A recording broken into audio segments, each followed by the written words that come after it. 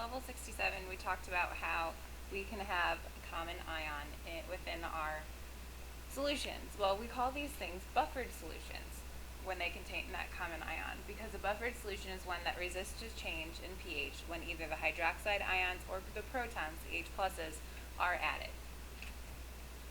A practical example of the buffered solution is our blood. The human blood can absorb the acids and bases produced in biological reactions without changing its pH. And so having a constant pH for our blood is very vital, because then cells can survive in that narrow pH range. And Mr. Ruff wanted me to make sure that you understood that blood is slightly acidic because the carbon dioxide from our respiratory system creates carbonic acid. So that's why blood is a little acidic.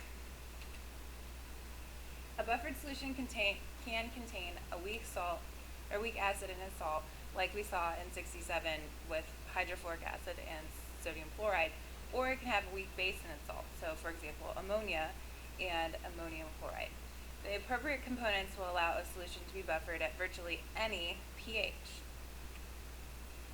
So, how do we solve buffered solutions? We're going to consider the calculations at equilibrium. Then we'll use these results to show how the buffering works. So we'll have to ask ourselves, how does a buffered solution resist the change in pH when an acid or a base is added, then from base to as base on its original? Remember that these are merely solutions containing weak acids or bases, and that the procedures are the same that we've already done so far since chapter 14.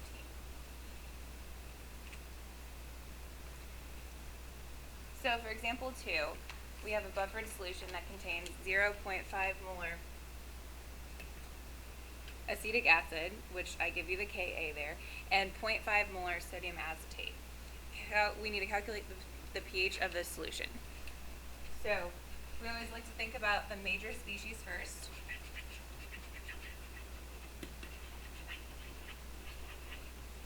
And we have our acetic acid, and since it's a weak acid and having a Ka, we know that it will not completely break up, so it will stay together.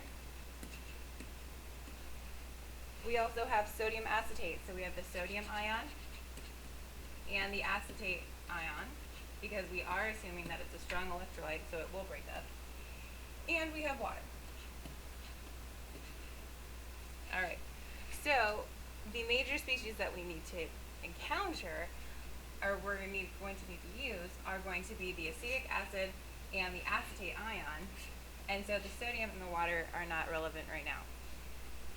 So we'll use our acid equilibrium equation to dissociate the acid, so we'll break down into H plus the acetate, the anion. And when we have concentrations, just plain old molarities, then we can use those to help us with our initial. So for the initial, we have 0.5 acetic acid molar, and we have 0.5 molar sodium acetate. And since there's one acetate in the whole formula, we will assume that that also is 0.5.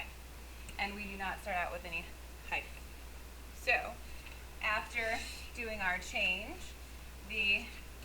at equilibrium, we'll have 0.5 minus X for acetate, X for H plus, and 0.5 plus X for the acetate ion.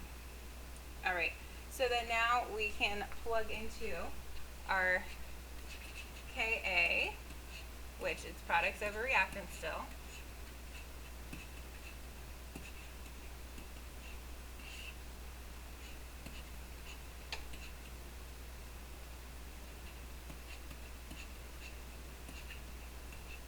So, and the Ka is 1.8 times 10 to the negative fifth equals, we have X, and we're going to assume, so we have 0.5 all over 0.5.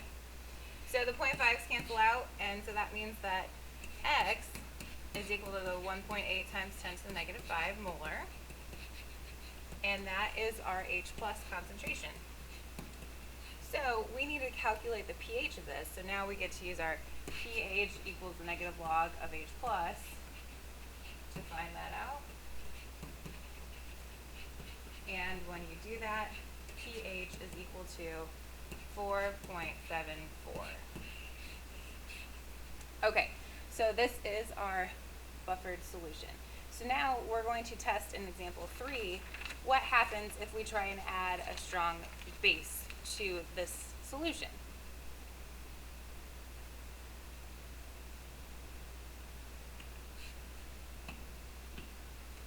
So for example 3, we need to calculate the change in pH that occurs when a 0.01 mole of solid sodium hydroxide, which is a strong base by the way, is added to 1 liter of the buffered solution that we just described in example 2. We need to compare this pH change with that which occurs when 0.01 moles of solid sodium hydroxide is added to just a liter of water.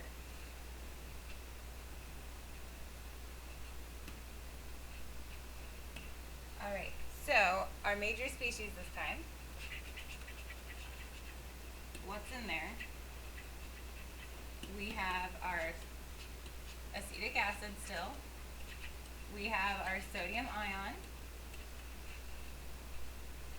we have our acetate ion, so everything the same as example 2 so far. We have water, but now we will also have hydroxide present because of the sodium hydroxide being added. Okay, so what we're going to have to do first is we're going to have to use up our hydroxide so that we will know exactly how much acetic acid is left after the hydroxides have been used up and converted back to water. And that's because we don't know what the pH change will be until that hydroxide is gone. Okay, so to use up the hydroxide, we're going to have our equation of hydroxide plus the acetic acid, and that will turn to water because the hydroxide will gain an H and the acetic acid will lose the H, so we'll be left with the acetate ion. Okay, and this is where we have to do our stoichiometry.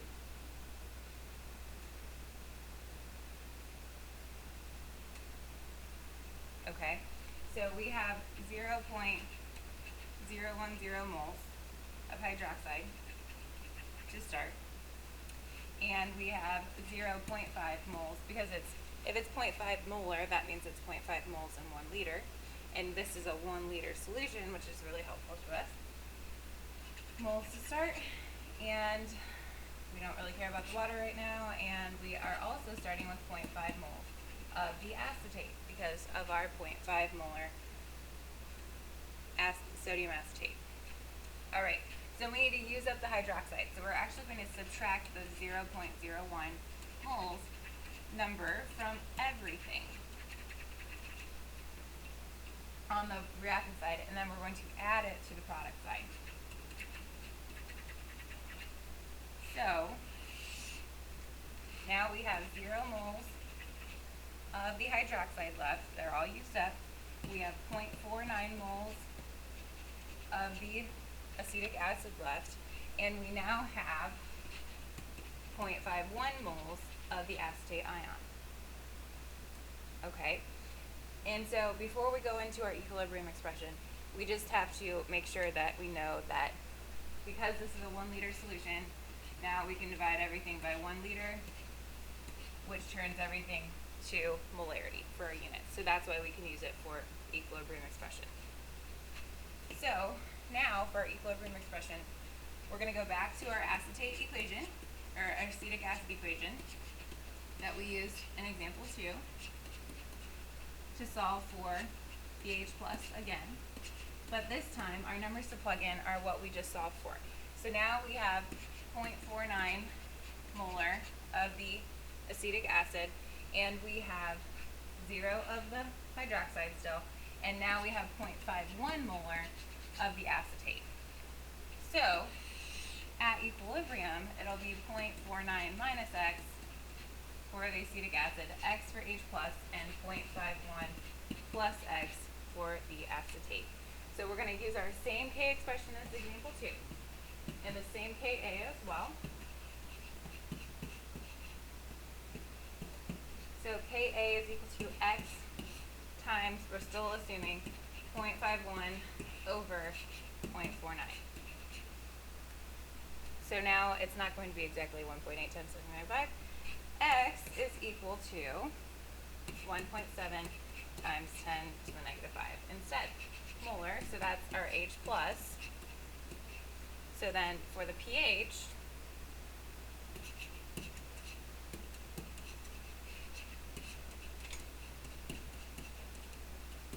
our pH is 4.76.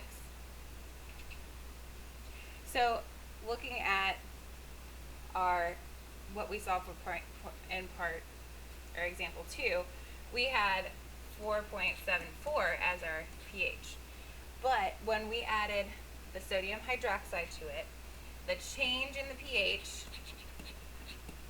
is equal to what we have now, the 4.76 minus the 4.74. So the change in the pH is 0.02. So that's a very, very tiny change. It's almost the same. We're going to compare this change to the change that occurs when 0.01 moles of solid sodium hydroxide is added just to water, regular water. Okay, so that 0.02 change, we're going to compare in just a second to something else. Well, if we're going to dissolve the sodium hydroxide in water, then that means that the sodium hydroxide has 0.01 moles, and it's in 1 liter, so we can divide by 1 liter to know that's 0.01 molar, okay? And this is now the hydroxide concentration. Well, we don't have to do anything with an equilibrium expression or anything like that because we're not dealing with an acid or a base. So, or we have a strong base and we know it's completely dissociated. So we can instead figure out the H plus by taking the Kw divided by the hydroxide.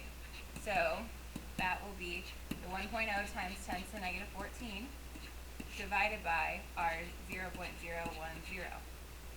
And so the hydroxide is 1.0 times 10 to the negative 12 molar. So then our pH of this solution is going to be 12. And to figure out our change in pH for this one, since we're adding sodium hydroxide to pure water's pH is 7, so we would take 12 minus 7 to get a change of 5 in the pH. Well, the pH change when you just add the sodium hydroxide to regular water is very, very big compared to the pH change that we got when it's a buffered solution. So that's why we like buffered solutions. They resist change to the pH. So we do have some special concepts. Buffered solutions are simply solutions of weak acids and bases containing a common ion. Just to restate, the pH calculations are exactly the same as what we've already done in chapter 14. When a strong acid or base is added to the buffered solution, it's best to deal with the stoichiometry of the resulting reaction first. So figure out the moles changing. Then consider the equilibrium calculations. So when the hydroxide ions are added to a buffered solution containing a weak acid, then we have to use up that hydroxide ion first and turn it into the conjugate base, the A minus. Their OH ions are not allowed to accumulate. We need to use them up and get them bonded with another proton.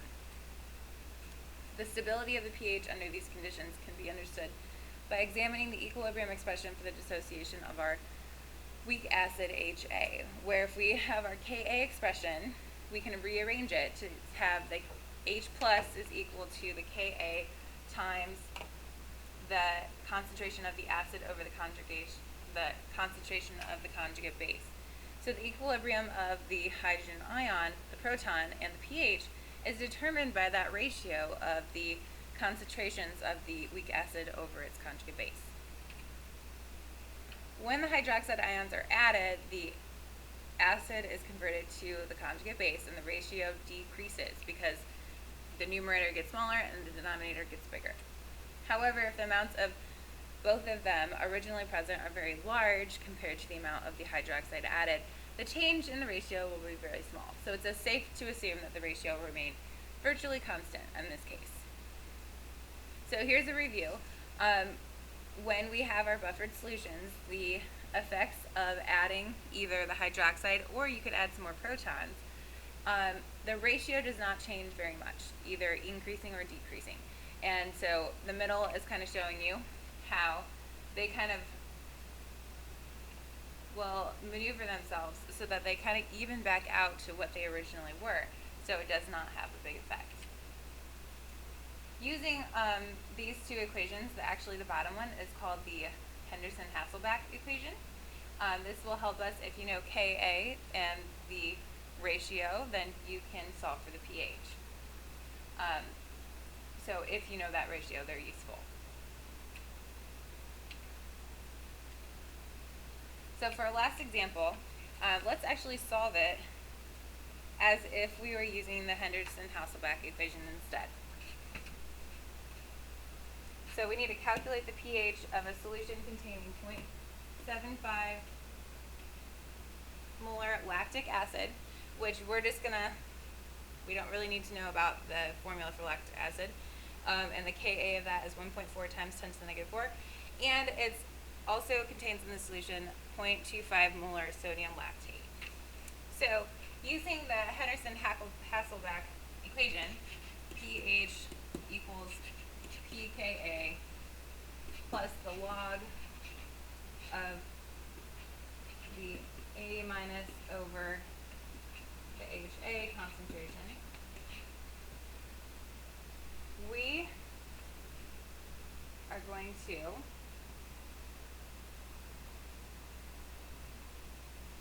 find pH, we have to take the log of the H.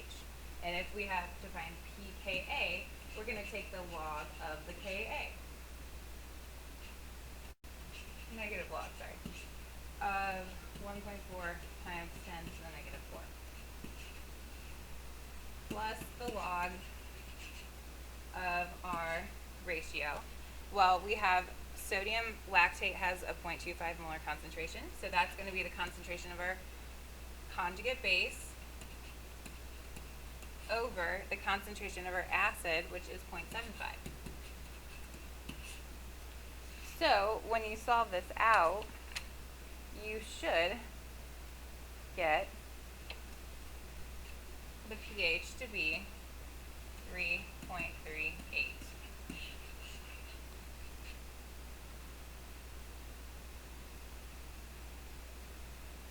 You could also solve this our original way that we've been solving with our equilibrium expressions and all of that. But the Henderson-Hasselbalch, if you know the information, helps shorten the problem a lot.